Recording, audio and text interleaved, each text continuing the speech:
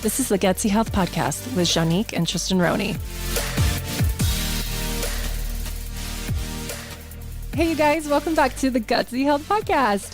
I do not have my co-host with me, Gina Warfel. She is on a plane right now, and so we miss her very much. But I have a really incredible guest, and not because she's amazing and brilliant, but we go back 10, 11 years. So it was really weird when her agent contacted us and said, will you have Dr. Ann Barter on the podcast? I was like, are you kidding me? Yes. 100,000 times. Yes. You guys, I want to introduce to you Dr. Ann Barter. She is brilliant. I'm going to have her introduce herself because all of her training, all of her credentials, all of her brilliance, I can't contain it in my brain. So we're going to hear it from the mega brain right here. So Dr. Ann, welcome.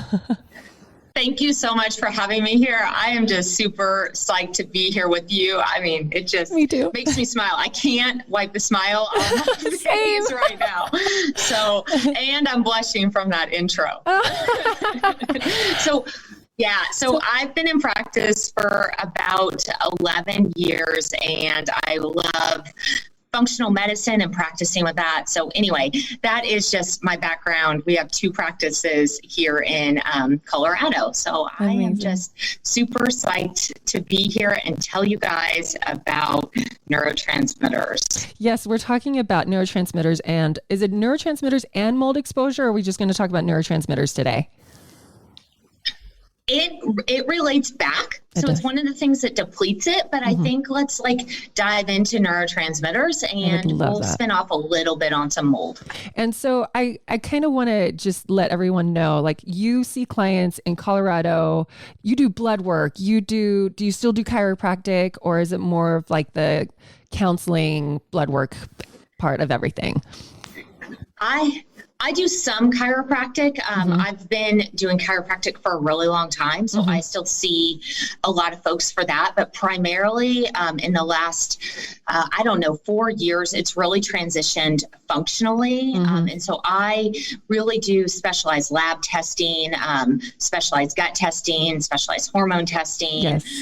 Blood tests, et cetera, to really be a health detective, to get to the root of the problem of what's contributing to things like fatigue or bloating or depression or anxiety, thyroid issues, whatever it might be.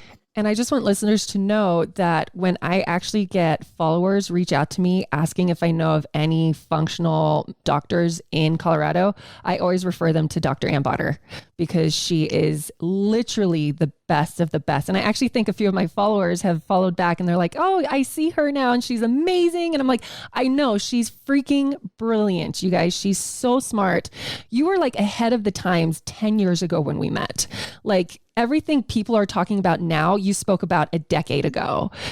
You blew me away with how much you knew, how you did it, how you went about helping people with their problems, because people would go to you when everyone else failed them and you would help them figure out their issues. That's why before we dive into all of this stuff, Dr. Ann is just brilliant. And she's a heavy researcher and she goes above and beyond in her skill set and her knowledge because she really cares about her clients, her patients. And I remember that from when I worked with you over 10 years ago. So, all right. So, Dr. Ann, please tell us for listeners who are new to this, because I'm always talking about gut, but I don't talk a lot about neurotransmitters. What are neurotransmitters and why are they important and what should we know about them?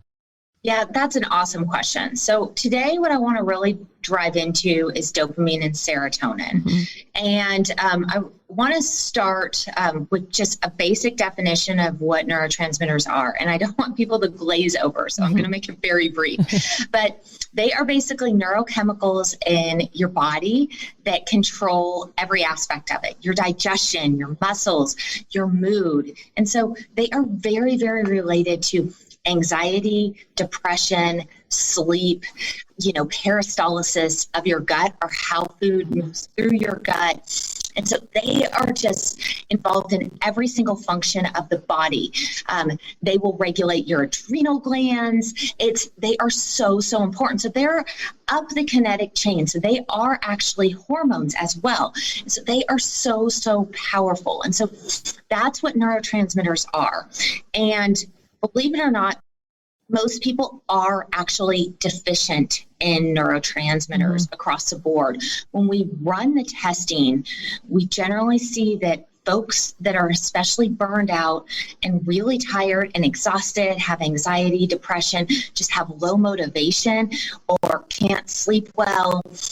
They don't know why they don't feel as good as they did maybe 10 years ago, or something in their health potentially changed. Guess what? Neurotransmitters can be behind that, and they can contribute to hormone dysregulation, right? So they are just so, so critical, and they're just above what we generally think of when we're looking at we're just looking at the body. We just don't focus enough on them. I always say when it comes to bodily issues, we always have to look upstream. So if we have hormone issues, we have to look upstream to the adrenals, and we have to look upstream to the liver, and we have to look upstream to the gut. But what we fail to push past is sometimes we have to go way upstream to the brain, right? Because I always think of the neurotransmitters as the hormones of the brain, and the brain is the control center, right? So if we're not getting proper signaling in the brain, then we're not getting proper signaling in the body. So it's really important that once we've covered a lot of bases, do you go to neurotransmitters first when people come to you with health issues, or is it something that you wait until you've tested everything else? So I think two things are really important to address before you address neurotransmitters.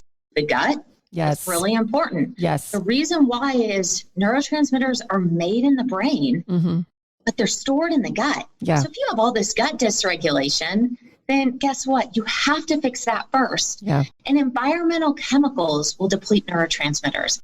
A big one for that is mold. And so mold completely depletes neurochemicals. So if you're living in a moldy house and I'm just like, oh, let's just pump in dopamine. I mean, it's just like a Band-Aid on a bullet hole. Yes. There's no reason to do that. And the same thing is true with the gut. So it really goes back to that.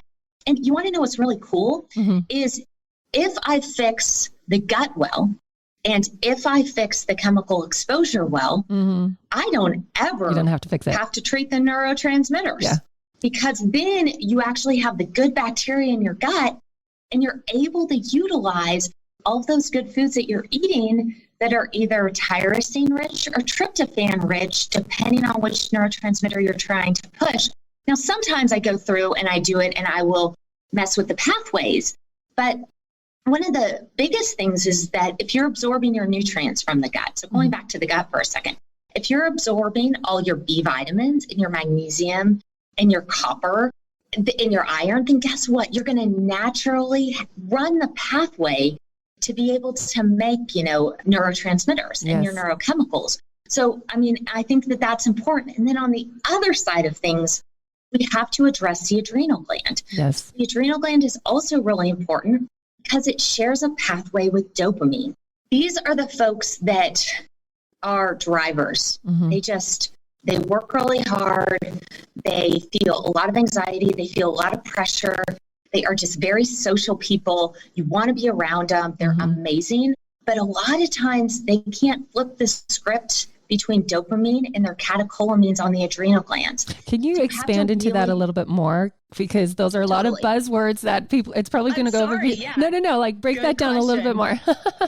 Totally. So when we're looking at dopamine, you have, and basically your fight or flight, okay, which are catecholamines, which are part of the adrenal gland, okay? This helps us run from a bear. You're getting chased by a bear, okay? So you really need those. But you need to be able to transition between being motivated and focused and feeling worthwhile and hopeful to being able to run from that bear. Yes. Okay? And so that pathway for dopamine is the same as your catecholamines pathways at fight or flight. You have to be able to transition between the two seamlessly. Yeah. And unfortunately, what happens to our drivers or the people that constantly have adrenal fatigue or don't feel good about themselves and they don't feel worthwhile is they can't flip the script between that pathway. And so they start to get exhausted. Let me go into some symptoms, if you're okay with this. I would love dopamine deficiency. Keep going. First. And dopamine, that's our happy hormone, right? That's the one that relaxes us, makes us feel good, helps us connect. This is a really good, gooey, like neurotransmitter, guys. It's super important. And it's almost like the antithesis of like what the adrenals are supposed to do, which is help us run from a bear. So, you know, the body's always going to prioritize fight or flight. Like, let's keep you alive over let's keep you happy, right? Because in the body's like primitive brain, you can't be happy if you're dead.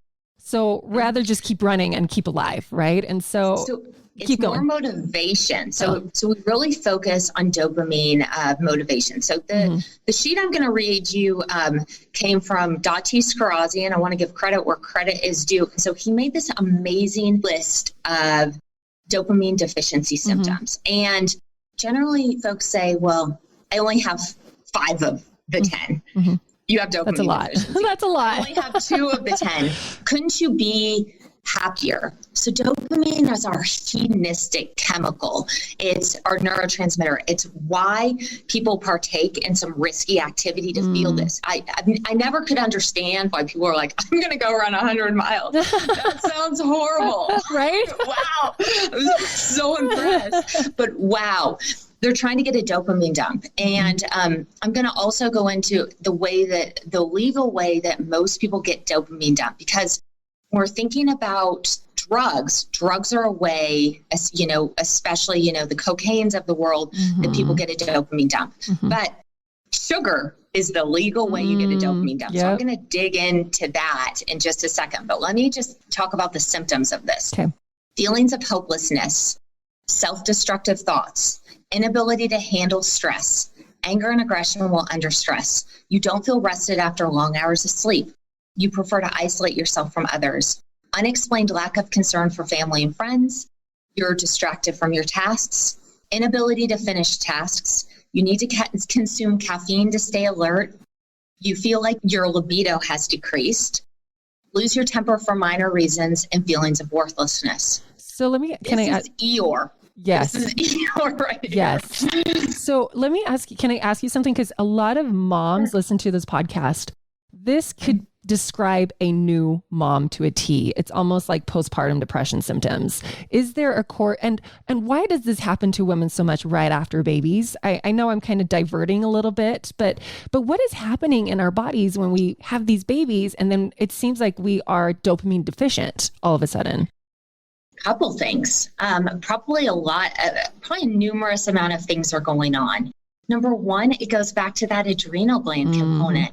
You have a brand new level of complete stress. You're up in the middle of the night. You can't sleep, right? Your life is revolving around a baby. And so naturally, if you don't sleep, your dopamine levels naturally decline. You're constantly worried, especially as a brand new mom, you're constantly worried. I mean, like, I just feel so bad for moms, and they feel like, I feel like this was like said best in Lean In the book Lean In. She said, if I prepare my kids every single day perfectly for every single event, and I miss dressing them up for green in St. Patty's Day, but my husband packs them lunch one day, he's a great dad, but I'm a bad mom. And so it's the constant stress, the constant pressure on moms is pretty intense. It's really intense. We're going back to that adrenal pathway. And then again, if there's chemical exposure, as well as, a lot of new moms, one other correlation I've seen, they almost feel like they don't have time to eat. So are they getting the right nutrients that they need? Do they have that time to rest and digest? I mean, it's a lot, I think, with the change in the lifestyle. And then you also can't do things for yourself anymore. Like, meditation increases dopamine 65%. That's amazing. And the sun increases dopamine. But if you're constantly, you feel like you can't leave the house or you're on your baby schedule, then there's that as well. So I think it comes down to nutrient deficiency, brand new stress, not being able to take time for yourself, and you were probably on the line already. So the adrenals push you over the edge. Yes, that makes perfect sense because, after just growing a human being for 9 months and then, that takes our own resources. And so there's a chemical, like a physical stressor on the body. And then now there's this emotional, stressor on the body too. And so that makes perfect sense. The adrenal pathway, the dopamine pathway, it's like you can only turn on the cold tap or the hot tap. And the hot tap is on all the time, and that's the adrenal one. So we've learned about the symptoms of a dopamine deficiency. What are we to do about this? Like, we need to fix our gut. We need to make sure that our gut is healing. We need to make sure we are managing our stress. But what else can we be doing about this? Yeah, I think making sure you have the right nutrients in there. Again, B vitamins, magnesium, iron, etc. Making sure that you have the right things to run that pathway. Yeah. And that kind of goes back to the gut. Let your medicine be your food. Yes. And also getting rid of like those bacteria. So one thing that I like to talk about, for example, is if you have a stomach infection, like an H. pylori infection. H. pylori loves your nutrients. Yes. It allows it to thrive and to replicate. And so if you're like, wow, I'm iron deficient, or I keep being iron deficient and there's no reason for that, and I keep taking iron pills, I want to investigate what's going on in your gut, because these bacteria eat that and thrive and replicate, and then they're just nasty to get rid of. And then you continue to be more iron deficient. So that's a side note, just a pro tip that I want to make sure that people take away with, like, why am I having this? Or this pathway never seems to come back online and I don't know why. I think some of the other things that we really do to increase dopamine, and I want to just dive into sugar for a second. And then I'm going to tell you natural things you can do to boost this. But I want to dive into sugar and why sugar addiction is so rampant. So in order to boost this up naturally, what we do is we will eat sugar. And I quote an old school Guns N' Roses song saying, I used to do a little, but a little wouldn't do it. So the little got more and more. And that basically means that, wow, I used to have a bite of a cookie and I felt great. And then that turned into a full cookie. And then I just ate the whole bag. Yeah. To get the same feeling. And then you're a Twinkie wrapper's blowing away from you and you're passed out, right? Because you just want the dopamine party to keep going, right? It's like, let's just keep going. Because I bet like there's a drop, right? Like you get the sugar high and then you get the sugar drop and then you're all low and down. And so we just keep going back for our second hit and our third hit and our fourth hit. It's very soothing, right? So keep going. Exactly. And so what this does is when you eat sugar, it increases your dopamine exponentially over controls. And so one of the studies that was done on these poor rats, and these poor rats get just overstudied. And anyway, they looked at two control groups of rats.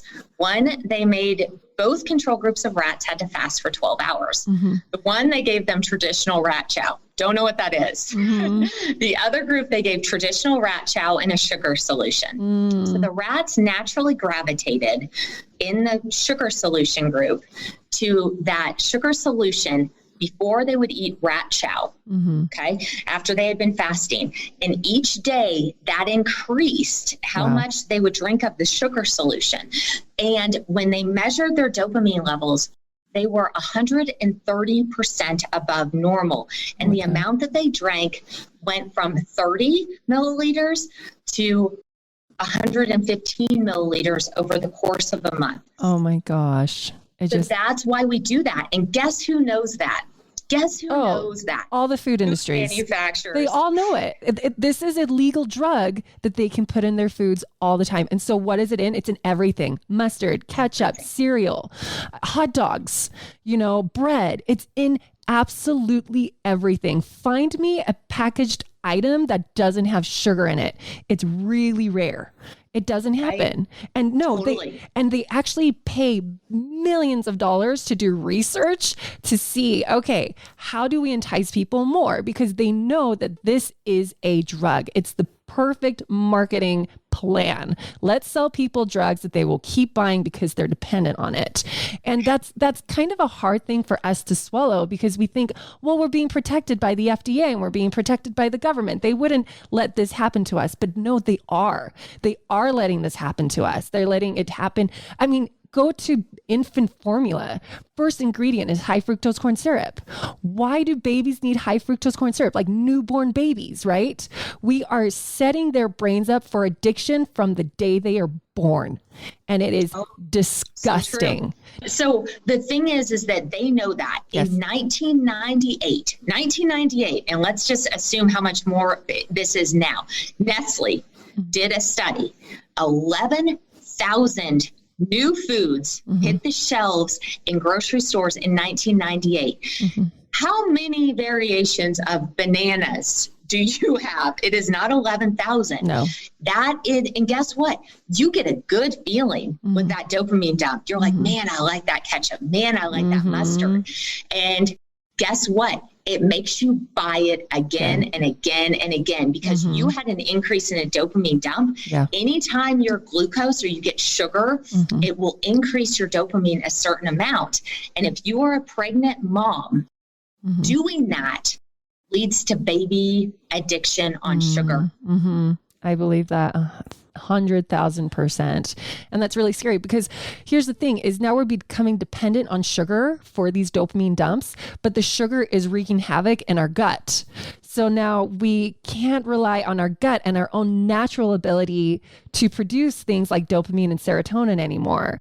So we become dependent on these external sources while our internal sources start diminishing. It's this vicious cycle. And quite frankly, I hesitate to use this word, but it's kind of evil.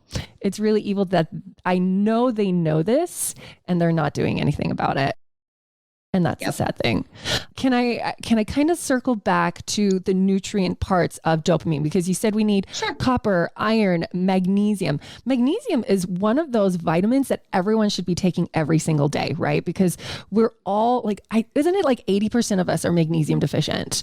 And it's really interesting because it's something like that. It's really high. And there are tons of women on the online community that are like, as soon I had postpartum depression, I supplemented with magnesium and now I'm feeling better. So it's really interesting to see that is why, because of this dopamine conversion pathway thing. Another thing too, so if you are listening, you guys, magnesium is really crucial. Supplement with it. My favorite is Amino Mag. Another favorite one of mine, I'd like people to stay away from the citrates if possible, but another one of my favorites is from Nutrigold. Nutrigold's magnesium is really fantastic. But I want to talk about the copper aspect because we used to get a lot of copper in our soils and our soils are so depleted and farmers never test for adequate amounts of copper. So we are globally copper deficient because of these poor farming practices that are being allowed to happen. So we need to be super mindful about our food-based coppers, like not because it's more bioavailable than from a pill form. And so I don't know, clams, oysters, what are other really, do you know off the top of your head, high copper foods? I know clams and oysters and most people are like, well, I don't eat that. And it's like, well, let's start eating it. So I have not found as much copper deficiency, really? To be honest. So and I actually struggle. I see more the other way. I see Wilson's disease, which is like the inability to get rid of it. So do you feel like that is bioavailable or like, do you think that we're just kind of swimming in copper and we're not utilizing it? Or do you think it's not a utilization issue? That's just a nutrient deficiency. I think from what I see, a lot of women have copper IUDs. They have excess copper from copper IUDs. And so I actually see it the other way. So I steer away from copper giving additional unless I see that they need it on a test. Okay. I'm really careful about copper. Same thing with iron. I don't ever additionally supplement with either of those. Because you're just going to send, any of the metals are good in a balance. Yes. But you never want to over treat with that because you're going to create a lot of inflammation. It's just like lead. Yes. Well, if you're swimming in iron, then it gets stored in the tissues and it creates a lot of inflammation. And so we want to make sure that the body is actually able to utilize it. So getting it from more food. Yes, exactly. Getting it more from food, you guys, and not supplementing with it is really crucial. So how does serotonin fit in this mix with the dopamine story? Totally. So I want to just add one more thing before we move on. With dopamine, if you, as you eat sugar, even though you get a spike on it, it decreases lower and lower each time. So you're actually depleting your dopamine stores. Oh, no. So I just want to make sure that point was clear. So serotonin is our happy neurotransmitter. He just makes us feel good. He makes us feel connected. He makes us feel joyful. And he runs hormone pathways. Like, if someone has PMS or PMDD, they're generally serotonin deficient. And so a couple of the symptoms of serotonin deficiency is kind of more, I want to just like depression, like classic depression that we think of. You've lost your pleasure and hobbies and interests, overwhelmed with ideas to manage, feelings of paranoia, feeling sat or down for no reason.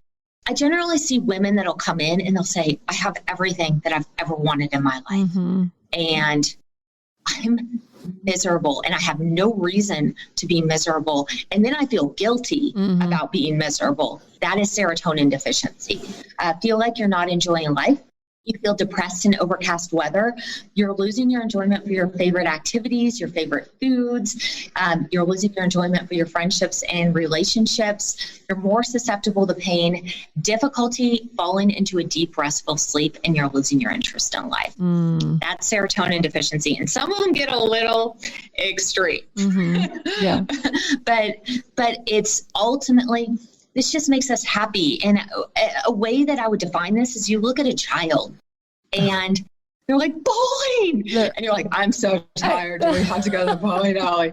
And they're so joyful about these things. And kids must be swimming in serotonin like all day, every day. They're like on a constant life high all the time. Like so much so they're bouncing off walls. It's kind of amazing. So important for us to feel that way too. Yes. We need to feel that joyful. Right.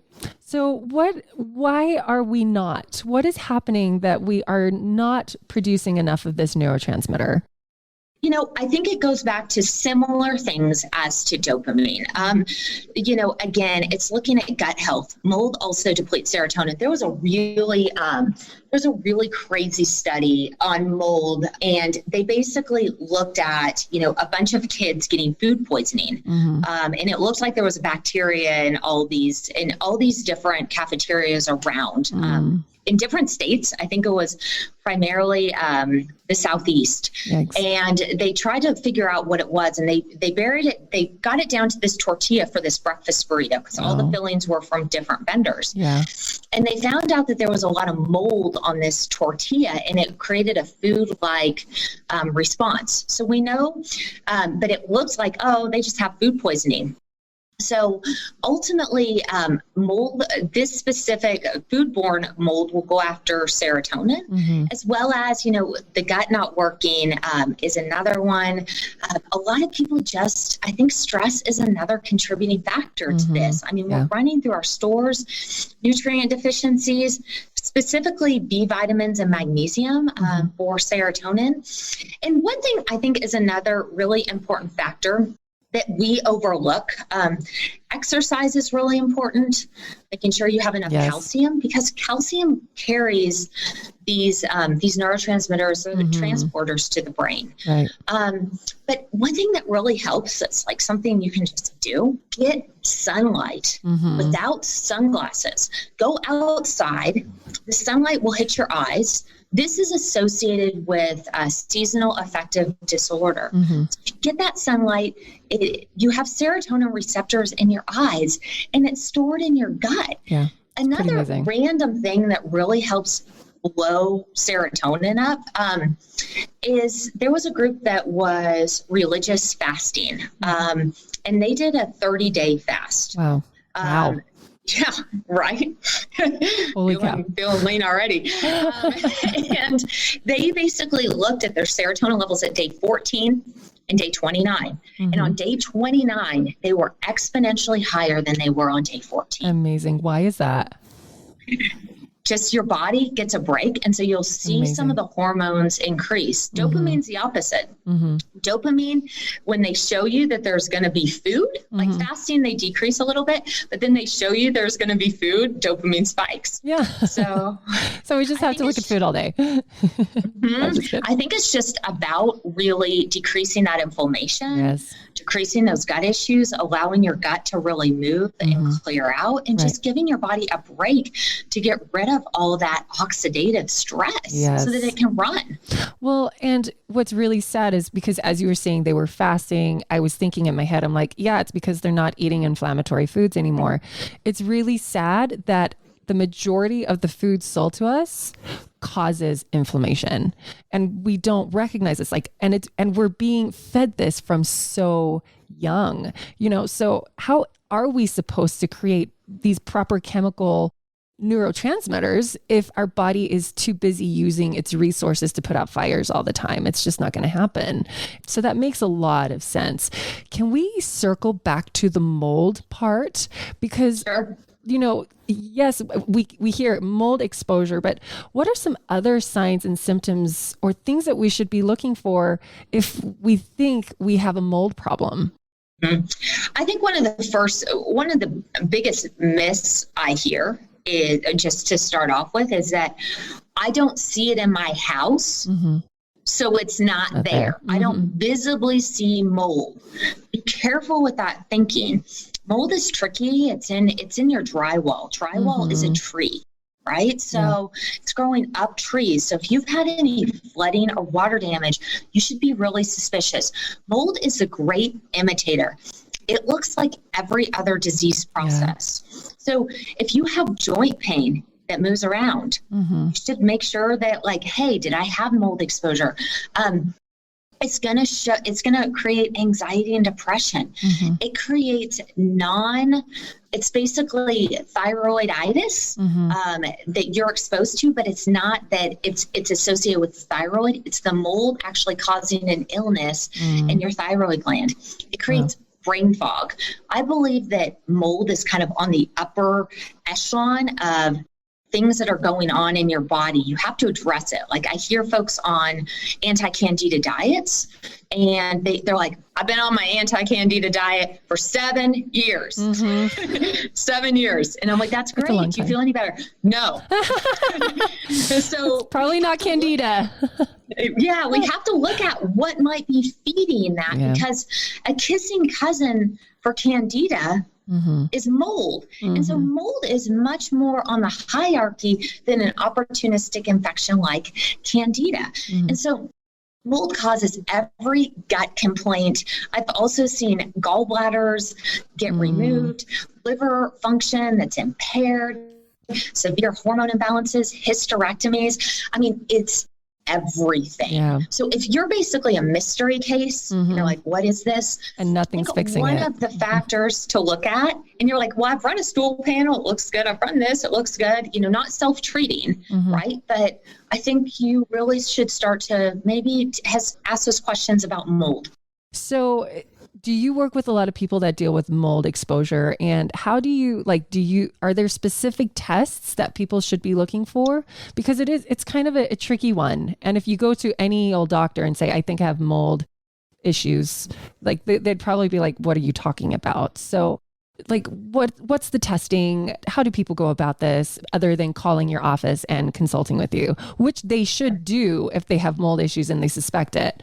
But like, what should people be looking for as far as tests go and questions to ask? So what I do, and what I think is the best situation, is finding somebody that's been recommended that's a mold pro that can go check your house. Okay. So I think that that's important. And somebody that's honest, I recommend people in this area that I've seen. And what I like to see in that situation is that everybody doesn't have mold. Like everybody's house doesn't have mold. Like the folks that I used, it seems like there's mold about 50% of the time, which makes sense because a lot of the houses that had mold were affected by the great flood that we had here. So and then their problems kind of started a couple years after that, where the toxin level built up. In my office, I actually use Great Plains lab test. It's a urine test and it secretes out mycotoxins. And so so that's what I use in my office. And so that kind of tells me how long the treatment needs to be, what forms of mold they've been exposed to, because some of the molds really affect the neurological system, right? There's a school here where a number of my patients started getting leukemias. They started getting neurological problems. It was just all these unexplained things on all these young kids. Wow. I mean, and so if someone's telling, and my favorite part was this girl that literally had a neurological problem, like she couldn't walk at all. She was told it was in her head. Wow. So then they found all of this really, really devastating mold in the school. So if a lot of kids are getting sick in the school, you really need to look at where they're getting sick or what the common factor is. Right. Is it the school? Is it your house? And so the other thing that I get commented on is let's say you have 5 people in a family. Let's say 2 of the 5 are really sick. Then, it can't be in our house. Only 2 of the 5 of us are sick. No. Yeah. So what basically that means is that some people are very sensitive. They walk into a grocery store and they're like, I have a headache. I'm spinning. They're very, very sensitive. Some people are like licking the wall with black mold, right? And they're fine. Yes. No problems. That's genetics for you. Most of us are in the middle. And so the research has shown us that they don't believe that it's the amount of mold you're exposed to, right? So that means, if I'm in a house for 5 years, I'm not going to be any sicker. I found that to be untrue clinically. So the longer somebody stays in an area where there's mold kind of in the middle of that, they get sicker. Over time. That makes perfect sense. Well, because it's like an inflammatory pot. Like the temperature just gets hotter and hotter and hotter, and that happens in your body, and the inflammation gets bigger and bigger and bigger, and causes more and more problems because we're not putting out those fires. So that's fascinating.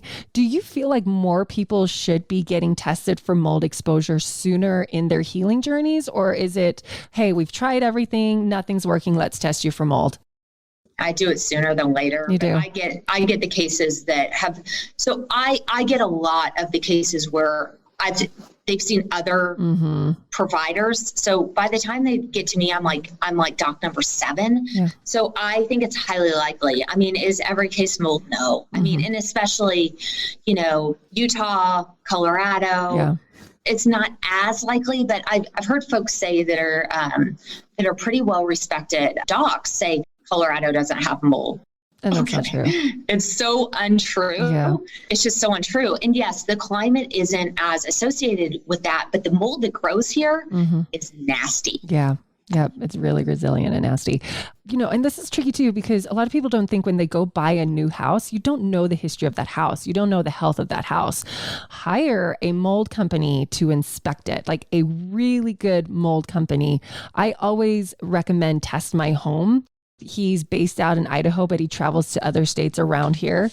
It's worth every single penny to over-test than under-test, because you will potentially be paying for it years down the line. I wish I had done that when I bought my house, but it's so important that we know what is happening in our homes and the health of our homes. And a lot of times we never even think of that. It never crosses our mind, right? Because it's like this invisible illness. And like you said, a lot of people are told it's all in their head, so when they're sick for so long, they kind of give up and they're like, well, maybe it is in my head. No, there's more to know. There's more to this. Seek out doctors like Dr. Ann and let them help you figure this out, because it can be done. Is there anything else you want to mention about mold before I move on? Yeah, just a couple things. Number one, it is not included in your inspection, in your house inspection. No, it's not. It is so commonly thought, hey, no, I got my house inspected. It's fine. It's an optional additional test. Yes. And generally it is not included. I think that's the number one big thing. The other thing that I've seen like be really popular lately is like, oh, I just need to fix my methylation pathways. And honestly, things like mold, things like heavy metals, things, gut infection, all of that, it makes your methylation pathways funky. So you really need to address the toxicity issues first. And so I think that those are the two things that I see. You really want to just hit the toxicity first and then go down the kinetic chain. Shoot, we could do a whole podcast on toxicity. Maybe we should, because like there is toxic stuff everywhere. It blows my mind. And it's really hard for me, honestly. I have to like dial it down, because when I go into like a new place and I smell fragrances and I smell certain gases and I'm like, oh my gosh, those are chemicals, those are toxins. So like we're constantly bombarded by these synthetic toxic substances that are passed off as fine and healthy for you. And really they're not. And if the health of our country, it's such evidence of that, right? Like we're not healthy and we're not getting healthier anytime soon. So it really is up to us to super sleuth our environments and our health and take our power back, because unfortunately the government is not going to do that for you. I posted on my Instagram stories the other day. It was a funny little video of like how the FDA regulates new drugs and foods. And it's this guy who is like not even looking at people and he's not even touching their bodies. Like the TSA people, how they like touch your body to look for weird things. This guy's like looking out somewhere and he's barely touching the bodies. And it's like, okay, you're fine. And it's like, yep, that's what the FDA does. They barely look at it and they're like, yeah, it's fine. Let's go. Until third-party testers come out and say, no, actually this product is tainted. Please do something about it. And then you have irate people screaming on the internet, do something about this. And then the government is like, oh shoot, we missed something. Let's go back and see what happened. So we really do need to super sleuth our environments and our foods. Did you ever see that documentary, The Bleeding Edge on Netflix? No, is it still on? I think so. It was just like, oh my goodness. Like, I think that really drives home the point that you're making, and you have to be an advocate for yourself. You do. The Bleeding Edge, what is it about? It talks about like items that get passed through the FDA. I think it's cobalt hips, if I remember correctly, mesh on, for example, like bladder slings. Oh my gosh. And they talk about how it's a like item. And so, they basically interview these folks that have had problems and like basically the litigation and how this actually got passed through the FDA. Insane. It's really interesting. Oh my gosh. Okay. I'm going to watch that this weekend for fun. For fun, right? For fun. Some light watching. Will it make me angry? Because maybe I think it's going to validate your position. And, I recommend folks watch it, especially after they've had a surgery and they've had a lot of problems with specific metals they put in their body. And I think one of my patients told me recently, because she got a bladder sling, and she was like, she was like, the surgeon told me that there was no issues with this particular sling. And I did a quick Google, and the first thing was the litigations against this sling. And so, it makes me really sad to see that. And she was like, well, I should have been able to trust her. And I was like, you have to advocate for yourself. You have to read ingredients. You have to look up what they're talking about putting in your body. Like, has to be you. It has to be you guys. Everyone listening, do not just assume your doctor knows everything. Don't assume it. Like, you need to advocate for your body and for the bodies of those that you love, your children, your spouses, your family. Dr. Ann, could we talk about certain foods? Because we spoke about like gut stress management, mold toxicity and exposure. Like, how should we be eating? I think maybe this is like a no-brainer, like healthy fruits and vegetables and proteins, right? We know to not eat sugar because it just creates this dependence and this depletion over time, which means we need more sugar. But what kind of lifestyle changes can people make to help support dopamine and serotonin production in their body? Yeah, I have a list of foods that actually increase both. So Amazing. Let me just read them off. So for dopamine, avocados, bananas, apples, oranges, peas, plantains, spinach, tomatoes, chicken, fish, turkey, almonds, pumpkin seeds, and sesame seeds. Yum. So pretty natural, foods that should be fine for most people. Unless you have a really inflammatory gut, you might want to stay away from nuts and seeds. And then a couple things that actually increase serotonin: bananas, green coffee bean, onions, hazelnut, kiwi, lettuce, paprika, passion fruit, pepper, pineapple, plantains, pomegranates, potatoes, spinach, tomatoes, wild rice, salmon, eggs, nuts, and seeds. Amazing.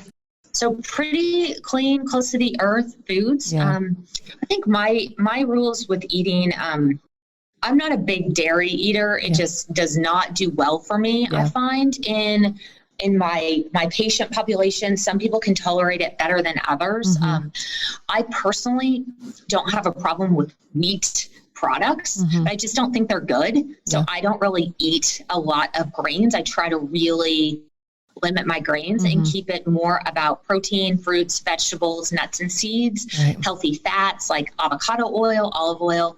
I think the other thing that I really see is that I see a lot of folks that have a really busy lifestyle, and they eat literally from, they wake up in the morning and they eat at like 6 a.m. and they finish their last meal at 10 p.m. Yeah. And to me, you need, like what we talked about with the fasting with serotonin, we need to cut that into a window and allow our body to detoxify all the junk that we were exposed to, because our bodies are amazing.